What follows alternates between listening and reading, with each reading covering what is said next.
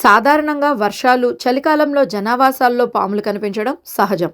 అయితే ఇళ్ల మధ్యలో 1 లేదా 2 పాములు కనిపిస్తే ఓకే కానీ, మహారాష్ట్రలోని ఓ వర్క్‌షాప్‌లో మాత్రం ఏకంగా 3 పాములు ప్రత్యక్షమయ్యాయి. ఆ 3 పాములు ఒకే చోట కనిపించడంతో అక్కడ కార్మికులు షాక్ అయ్యారు. వాటిని చూసి భయంతో వెంటనే అక్కడి నుంచి బయటకు పరుగులు పెట్టారు. వెంటనే షాపు యజమానికి, స్నేక్ క్యాచర్ శివానికి సమాచారం ఇచ్చారు. దీంతో హుటాహుటిగా ఘటనా స్థలానికి చేరుకున్న శివాని ఎంతో చాకచక్యంగా ఆ 3 పాములను ఒడిసి పట్టుకుంది. ఆ తర్వాత వాటిని సమీపంలోని అడవిలో వదిలిపెట్టింది.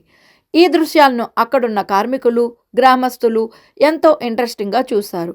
ఈ సంఘటనకు సంబంధించిన మొత్తం దృశ్యాలను ఫోన్లో రికార్డ్ చేసి సోషల్ మీడియాలో అప్లోడ్ చేశారు. దీంతో ఈ వీడియోలు ప్రస్తుతం వైరల్‌గా మారాయి.